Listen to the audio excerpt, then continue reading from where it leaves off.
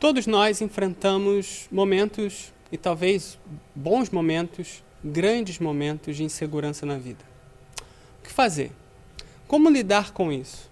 Como não deixar que a insegurança nos paralise? Você vai descobrir hoje em Vencendo as Adversidades. Nós estamos numa série de estudos chamado Vencendo as Adversidades da Vida. Nosso objetivo é auxiliar você com a graça de Deus, através de exemplos da Palavra de Deus, se capacitar e ser capacitado para enfrentar as adversidades que fazem parte da nossa jornada aqui na Terra. É importante saber que quando a gente menciona adversidades, nós não estamos nos referindo apenas àquelas consideradas grandes situações que acabam acontecendo conosco. Problemas de família, doença, luto, mas também estamos pensando nas dores e questões que atravessam o nosso dia a dia. E uma dessas dores uma das nossas dificuldades é a insegurança. Saber lidar com a vida, saber lidar com a realidade é sempre um desafio para todos nós. E hoje eu quero convidar você, através da Bíblia, no livro do Êxodo, no capítulo de número 3 e 4, mostrar como Deus atua nas nossas vidas e nos dá a oportunidade de avançar, mesmo em meio a situações que nos gerem insegurança. Para isso, eu quero convidar você a pensar comigo na história de Moisés. Antes, é importante você saber que esse vídeo não é daquele tipo, olha, deixa a sua zona de conforto, fique tranquilo. Ele também não tem o objetivo de dizer o quão mal você é porque você tem insegurança. Pelo contrário, é mostrar que Deus está com você e porque Deus está com você, é possível ir adiante. A história de Moisés nos conta sobre alguém que viveu durante toda a sua vida uma vida de incertezas. A Bíblia vai dizer no livro do Êxodo, no capítulo 1, que o pai e a mãe de Moisés estavam vivendo tempos turbulentos, onde as crianças do sexo masculino estavam sendo mortas, porque o faraó egípcio não queria que os judeus tivessem filhos homens. Apesar disso, Deus permitiu que Moisés nascesse e Deus o sustentou de tal forma que ele acabou sendo criado pelo palácio do Egito. Depois, à medida que ele ficou mais jovem e cresceu, se tornou um adulto, ele, consciente da realidade do seu povo, ele tentou intervir. Só que nisso ele acabou agindo de forma equivocada e acabou matando um egípcio. Ele teve que fugir para o deserto, onde se tornou um pastor de ovelhas. Isso está no livro do Êxodo, no capítulo de número 2. Lá ele passou 40 anos. E aí, no capítulo de número 3, acontece algo extraordinário. Aquele homem que estava completamente escondido é chamado por Deus. E é chamado por Deus para uma missão espetacular. Uma missão absolutamente difícil de ser realizada. Conduzir o povo de Israel para que ele pudesse ser libertado pelo Senhor do Egito. Isso está escrito no livro do Êxodo, no capítulo de número 3. E a gente observa que Moisés vai, ao longo do texto, expondo para Deus as suas inseguranças. E a gente vai vendo como Deus responde para ele em meio às inseguranças dele. É importante sabermos que a insegurança faz parte da nossa jornada por várias razões, mas eu quero destacar 3. A primeira é porque nós temos a consciência, ainda que esse mundo diga que nós não controlamos as circunstâncias. Nós fazemos planos de contingência, nós planejamos, nós buscamos criar maneiras de nos precaver, seguros, mas no fim das contas, nós não controlamos as circunstâncias da nossa vida e nem da vida das pessoas que amamos. Nenhum de nós esperava tragédias, dores e situações na vida. A gente pode pensar que elas podem ocorrer, mas a gente não as planeja. E ao mesmo tempo a gente não consegue controlar o resultado delas na nossa vida. Esse é a fonte de insegurança que acomete a todos nós. Uma segunda é quando a gente tem um olhar honesto acerca da realidade. Quando a gente começa a observar a realidade, tudo que está junto com ela, a gente percebe que a gente não dá conta. E com isso a gente se torna insegura em relação à nossa realidade. Uma terceira razão por que nós nos sentimos inseguros é porque nós conhecemos as nossas fraquezas. Quando temos fraquezas, e todos temos, a nossa tendência é escondê-las. A nossa tendência é talvez trabalhar em cima delas, mas ainda assim a gente sabe que vão ter circunstâncias que a gente não vai conseguir. Então isso tudo gera insegurança. Vamos voltar para o texto. Moisés de repente observa uma sarça ardente, um arbusto que queimava, mas não se consumia. Algo milagroso. Ele vai lá ver. E quando ele chega, Deus diz para ele: Moisés, tire suas sandálias porque aqui é lugar santo. Deus é santo. Mas ele quis falar com Moisés. E Moisés chega próximo. Isso está no livro do Êxodo, no capítulo de número 3. E ele vai dizer: Moisés, eu sou o Deus de seu pai, o Deus de Abraão, o Deus de Isaque e o Deus de Jacó. Ele esconde o rosto e o Senhor fala que ele ia usar Moisés para ser um instrumento na vida do povo de Deus. E Moisés responde uma primeira base de insegurança. Ele vai dizer no verso de número 11: quem sou eu para ir a Faraó e tirar do Egito os filhos de Israel? Ele olha para ele mesmo, olha para a sua história e pensa: quem sou eu? Que credenciais eu tenho? Que talentos eu tenho? E Deus diz para ele: eu estarei com você, Moisés. E este será o sinal que eu enviei. Depois que você tiver tirado o povo do Egito, vocês adorarão a Deus nesse monte. E aí entra o segundo ponto que Moisés diz: tudo bem, o Senhor pode estar comigo, mas como é que eu vou chegar lá e vou dizer quem é o Senhor? E Deus diz, no verso de número 13 e 14, eu sou o Deus de Abraão, Isaque e Jacó. Eu sou o que sou, verso 14. Mas ainda assim, Deus dá mais instruções a Moisés. E diz assim: você vai chegar lá, você vai reunir os anciãos e você vai contar a história. E o texto bíblico mostra, do verso de número 16 até o verso de número 21 de Êxodo 3, o que Deus ia fazer. Então Deus vai instruir Moisés. Como é que vai ser?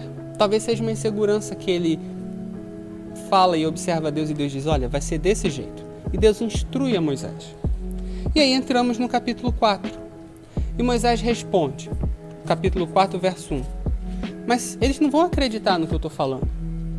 Como é que eu vou lá e vou fazer aquilo que o Senhor está mandando eu fazer? Eles não vão acreditar. E aí Deus usa ferramentas. Ele diz o seguinte: Moisés, você tem um bordão, joga no chão. E na hora que Moisés joga o bordão que ele estava segurando, uma espécie de vara, a vara se transforma em uma cobra. Depois Deus diz para ele: vai lá, pega a cobra. Quando pega, ela vira um bordão novamente. Depois ele vai dizer: põe a mão no peito, verso 6 de Êxodo 4. E a mão sai leprosa. Aí ele diz: põe a mão de novo. E a mão sai limpa. E Deus vai dizer: olha, agora, se não acreditarem em você, vão acreditar no segundo sinal. Se não acreditar, tem mais um terceiro sinal. Uma terceira ferramenta que eu estou te dando. Pega um pouco de água e derrama. E na hora que derramar, ela vai se transformar em sangue. É como se Deus estivesse dizendo para Moisés: olha, Moisés, eu vou lhe dar as ferramentas que você precisa para a missão que eu estou te dando. Mas Moisés vai dizer no verso de número 11: Senhor, eu tenho uma limitação. A Bíblia vai dizer no verso de número 10: Senhor, eu nunca fui eloquente, nem no passado e nem depois que o Senhor falou. Eu sou pesado de boca e pesado de língua. Alguns comentaristas vão entender que ele pode ter alguma dificuldade de fala, talvez gagueira. Mas o ponto é, o verso 11, Deus diz para ele: olha, Moisés, eu sei que você tem inseguranças e fraquezas e debilidades físicas e uma deficiência física, talvez. Mas eu sei disso. Eu criei você. Eu permiti que isso acontecesse e eu controlo isso. Tanto controlo que eu estou chamando você, Moisés. E aí Moisés diz: olha, Senhor, manda outro. Envia alguém outro, mas não a mim. E aí Deus se irrita com Moisés, Deus se ira com Moisés, verso de número 14. E ele diz: Moisés, você não tem um irmão chamado Arão? Faz o seguinte, ele vai ser o seu porta-voz, mas eu quero que você vá. E aí leve os bordões, leve os sinais, você falará e eu vou agir na sua vida. E assim, Moisés seguiu e obedeceu ao Senhor. E nós temos na Escritura o quanto Deus usou aquele homem para ser um instrumento de liderança, para que aquele povo pudesse sair do Egito, ser liberto da escravidão e pudesse caminhar até a terra que Deus tinha prometido àquele povo. Só que você ouve isso tudo e diz, tá, bom, mas eu não sou Moisés. Pois é, você não é. Mas assim como ele, você também tem inseguranças. Eu também tenho inseguranças. E esse texto nos mostra que quem faz a obra é Deus, mas nos mostra também 5 caminhos que Deus nos dá e nos oferece para mostrar que nós podemos fazer aquilo que Ele nos chama a fazer. E viver, e trabalhar, e estudar, e desenvolver aquilo que Ele nos chama a fazer, apesar das nossas inseguranças. Está tudo no texto do Êxodo 3 e 4. Quero convidar você a mais uma vez olhar para ele e apresentar essas 5 ferramentas para te ajudar a lidar melhor com a insegurança e ir adiante apesar delas. A primeira coisa é que você precisa crer que Deus está com você. Você precisa crer que Deus está contigo. É a primeira coisa que acontece no Êxodo, no capítulo 3. Moisés diz, quem sou eu para ter uma tarefa tão importante como libertar o povo? E Deus diz, eu estarei com você, Moisés. Eu, aquele que sou o Senhor de todas as coisas. Se você é um cristão e está vendo esse vídeo, você tem Jesus como Senhor e Salvador da sua vida e o Espírito Santo. E Jesus promete para você, Mateus 28, que Ele estará com você até os confins dos tempos. Isso significa que Deus está com você. O problema é que às vezes a gente não crê nisso. Ou, na hora que a gente de fato precisa dar um passo de fé, nós não cremos que Deus vai estar conosco quando pularmos e dermos esse passo de fé. Mas é a primeira ferramenta, nós precisamos crer que Deus está conosco.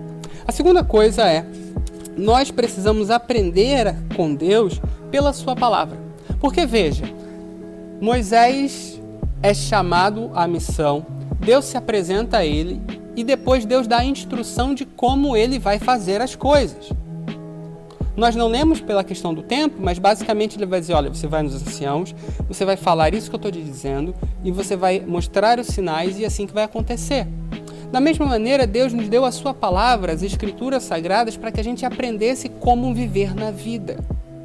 Infelizmente, nós vivemos num momento onde são muitas as vozes, muitas as questões, e no meio dessa multidão de vozes, nós esquecemos de ouvir a voz principal, a voz do Senhor pela palavra dele, pela comunhão com ele.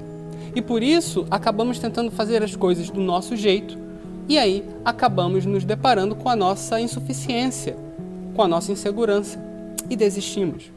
Então, nós precisamos aprender as direções de Deus pela palavra dele.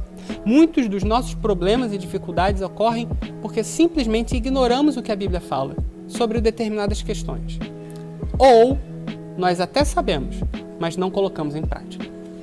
Uma terceira coisa é usar os recursos que Deus tem te dado para fazer o que você precisa fazer. Observa no capítulo 4 que Deus deu a Moisés a oportunidade de usar sinais miraculosos. O bordão que se transformava numa cobra, a mão que era leprosa e depois ficava boa, a água que se transformava em sangue. Naquele contexto, aqueles instrumentos milagrosos, sobrenaturais, foram usados por Moisés para serem um instrumento, uma ferramenta para que Deus fizesse a obra através da vida dele. Da mesma maneira, Deus tem ofertado a você e a mim recursos naturais e sobrenaturais até, para que nós possamos fazer aquilo que Ele tem nos ordenado fazer. Ele tem nos dado força de trabalho, saúde, inteligência, recursos, informações, contatos, conselhos, influências, técnicas, conhecimento, livros. Tem nos dado a oportunidade de realizar cursos, a oportunidade de fazer planejamentos de longo prazo. Tudo isso são ferramentas que Deus tem dado a nós para que a gente possa fazer o trabalho dele. Às vezes, infelizmente, nós apenas queremos os recursos sobrenaturais e não levamos em conta todos esses recursos que Deus tem nos ofertado naturalmente. Esse vídeo, por exemplo, não deixa de ser um recurso para você. Você pode, obviamente, observá-lo, ouvi-lo e ignorá-lo. Você pode aplicar isso. Ele não deixará de ser uma ferramenta, mas é uma ferramenta que Deus está ofertando a você hoje, nesse momento. Da mesma forma, Ele tem te dado outras ferramentas na sua família, na sua casa. Use-as. Use-as para que Deus possa fazer aquilo que Ele deseja na sua vida. Uma outra coisa que Moisés nos mostra, isso é muito importante, é que ele reconhece a sua fraqueza. No verso de número 11 do capítulo 4, ou melhor, no verso de número 10, ele vai reconhecer que ele tem uma limitação física. Da mesma maneira, nós temos limitações.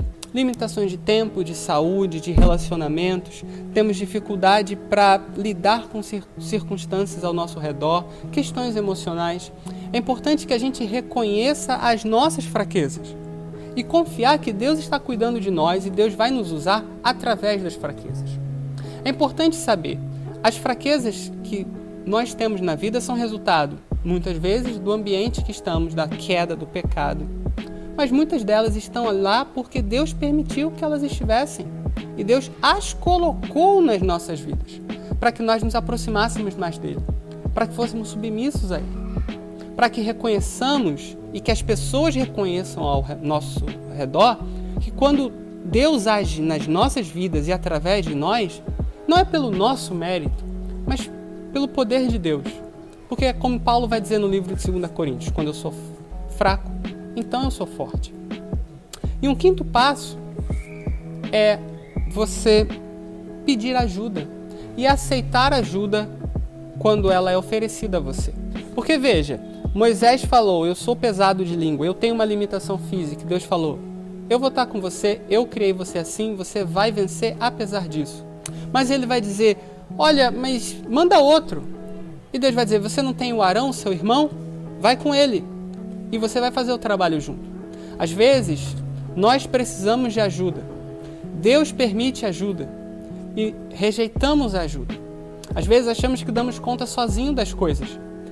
E porque achamos que damos conta sozinho das coisas, a gente acaba não concluindo a nossa missão.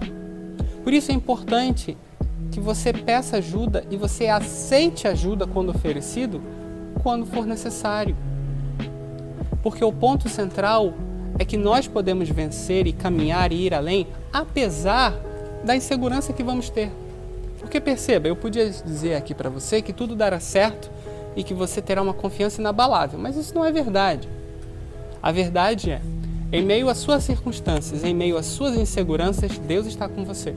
E porque Deus está com você, você pode confiar e ir adiante. E a maior prova disso é que Jesus morreu na cruz pelos seus pecados, Ele viveu a vida que você deveria viver, Ele morreu a morte que você deveria morrer, e Ele te oferece uma nova vida e uma vida eterna. E Ele promete que está conosco até o fim da nossa vida, estará conosco eternamente na presença dEle. Por isso, quero convidar você hoje a observar aquilo que Deus tem chamado você a fazer, a crer que Deus está com você, a aprender dele pela sua palavra, a usar os recursos que Deus tem te dado, a permitir que Deus trabalhe nas suas fraquezas.